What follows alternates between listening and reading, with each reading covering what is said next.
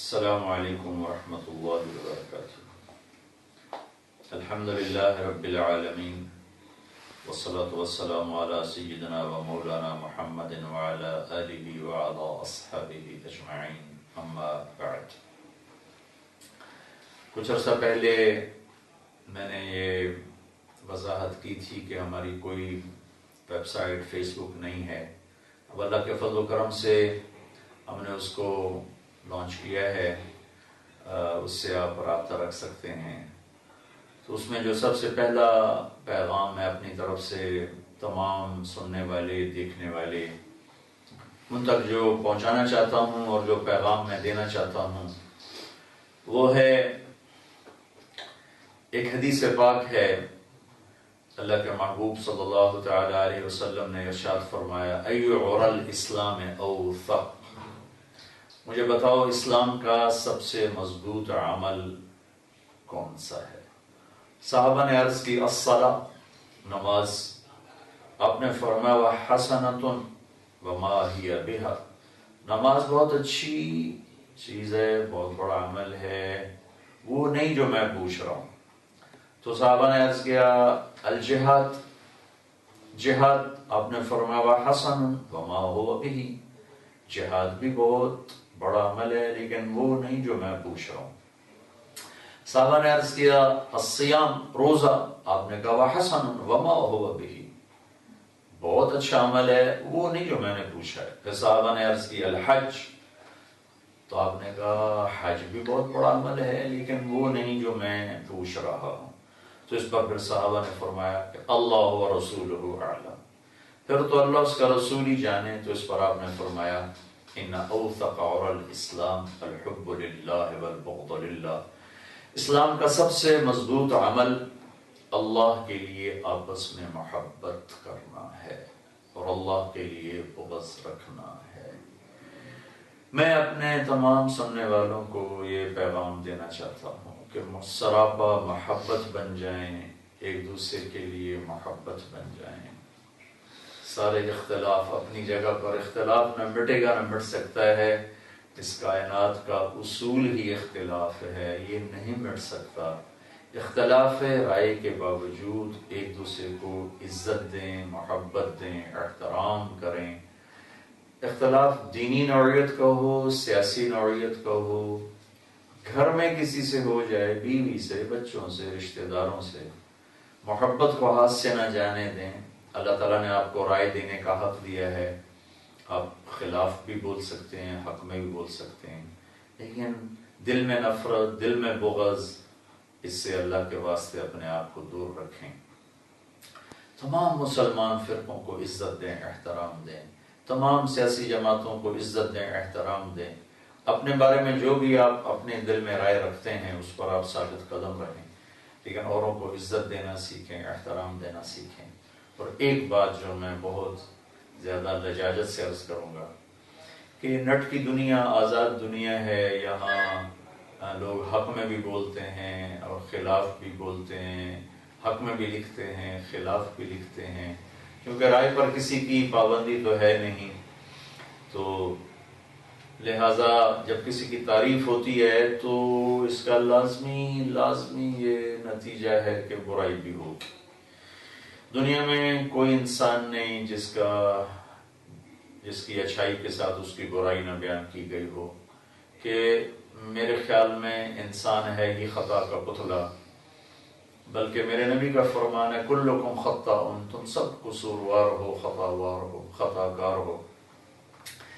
تو میں یہ عرض کروں گا کہ کم از کم میری ذات سے متعلق جب آپ نیٹ پر کوئی میرے خلاف بات سنیں، پڑھیں، تو اس کے رد عمل میں آپ صرف ان کو دعا دیں، آپ ان کے خلاف نہ کچھ بولیں، نہ کچھ لکھیں۔ میں ایک بشر ہوں، میں عام انسان ہوں، میں کوئی سپر مین نہیں، کوئی فوق الفطرت نہیں، عام درجے کا مسلمان ہوں۔ نیکی کر کے خوشی ہوتی ہے، خطا کر کے ندامت ہوتی ہے، اور اللہ تعالیٰ کا فضل ہے کہ نیکی کرنے کا جذبہ رہتا ہے لیکن خطائیں بھی ہوتی ہیں، قولی بھی فعلی بھی، تو میں اپنے آپ کو تو مبرہ کبھی کہہ ہی نہیں سکتا. تو اگر میرے خلاف کوئی بولتا ہے، کوئی لکھتا ہے، وہ میرے لیے قابل احترام ہے. ان کی اپنی رائے ہے، جس رائے کے تحت وہ بول رہے ہیں یا لکھ رہے ہیں. تو میں آپ سب بھائی بہن، بچے بچیاں، بڑے چھوٹے، جو بھی میرے ساتھ تعلق رکھتے ہیں، میں ان کو یہ پہلی گزارش یہ کروں گا کہ میرے بارے میں اگر آپ کوئی ایسی چیز پڑھیں جو آپ کو اچھی نہ لگے تو اس پر آپ کوئی تبصرہ نہ کیا کریں.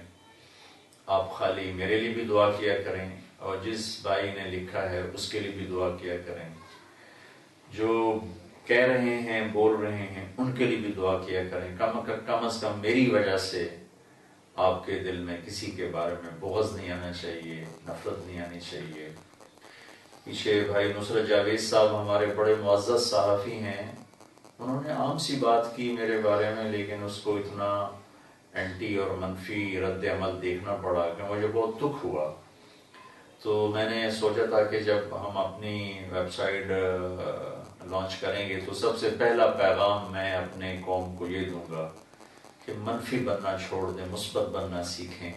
اختلاف ہر انسان کا حق ہے، وہ ہر ایک کو اللہ تعالیٰ نے دیا ہے. کچھ حدود کے اندر رہ کر کرتے ہیں، کچھ ذاتیات پر چلے جاتے ہیں، تو اللہ تعالیٰ میں نے ان کو اس جہان میں معاف کر دیا. جو ذاتیات پر اٹیک کرتے ہیں اور ذاتیات کو اچھالتے ہیں، انشاءاللہ نہ میرا دنیا میں کوئی ان سے مطالبہ ہے، نہ آخرت میں کوئی مطالبہ ہے. انشاءاللہ میں کبھی نہیں چاہوں گا کہ میری وجہ سے میرے نبی کا، میرے محبوب صلی اللہ علیہ وسلم کے کسی امتی کا کوئی دنیا اور آخرت میں نقصان ہو. اور میں اپنا اجر اللہ سے لینا چاہتا ہوں. میں کسی کے خلاف نہ بولتا ہوں نہ لکھتا ہوں، لیکن میں بشر ہوں، میں غلط بول بھی جاتا ہوں، غلط لکھ بھی جاتا ہوں. اس کا اگر علمی کوئی مواخذہ محاسبہ ہو تو سر آنکھوں پر ہے، اور ہر ایک کو اس کا حق حاصل ہے. ذاتیات پر کوئی اتر آئے تو میں اسے اللہ اس کے رسول کی خاطر معاف کرتا ہوں. آپ بھی معاف فرمائیں. ہمارا ملک نفرتوں کی آگ میں جل جل کے سیاہ ہو چکا ہے، اور ہر طرف دھواں ہی دھواں ہے، آگ ہی آگ ہے، راکھ ہی راکھ ہے. محبتیں مٹ چکی ہیں، نفرتوں نے کالی رات کی طرح اپنے ڈیرے ڈال دیے ہیں. میں ایک حقیر سی شمع جلائی ہے، چراغ کی ادنا سی ٹمٹماتی لو ہے. اللہ اسے چمکتا سورج بنا دے، اور میرے ذریعے سے یہ پیغام جو سن رہے ہیں کم از کم ان تک تو پہنچے، جو دیکھ رہے ہیں، کہ ہم اوروں کے لیے محبت بن جائیں. آپ اپنی رائے محفوظ رکھیں، اس پر ثابت قدم رہیں، لیکن دوسرے سے اختلاف کرتے ہوئے نہ اس کی عزت کو اچھالیں، نہ اس کی ذات پہ حملہ کریں. اللہ تعالیٰ کو یہ بہت پسند ہے. میرے محبوب صلی اللہ تعالیٰ علیہ وسلم نے حضرت معاذ بن جبل سے فرمایا تھا، معاذ تمہیں سارے دین کا خلاصہ بتاؤں؟ تو انہوں نے عرض کی، یا رسول اللہ ضرور بتائیں. تو آپ نے ایسے کیا، اور پھر فرمایا کف ھذا، اے معاذ اپنی زبان کو قابو میں رکھنا. یہ پورے دین کا خلاصہ ہے. یہ زبان کا ایک میٹھا بول زندگیوں میں بہار لے آتا ہے، اور ایک کڑوا بول بہار کو خزاں میں بدل دیتا ہے. اور ایک میٹھا بول پوری دنیا کے شہد کے ذخیروں سے زیادہ میٹھا ہوتا ہے، اور ایک کڑوا بول 7 سمندر کے پانیوں سے زیادہ کڑوا ہوتا ہے. یہ زبان مکھن سے زیادہ نرم ہے اور تلوار سے زیادہ تیز ہے. ایک وقت میں اس کے 2 روپ ہیں، اور میرے اللہ کو یہ پسند ہے کہ یہ مثبت ہو، میٹھا بول ہو. انتہائی پسندیدہ عمل ہے. اور آخر میں ایک صحابی کا قول نقل کر کے بات ختم کرتا ہوں.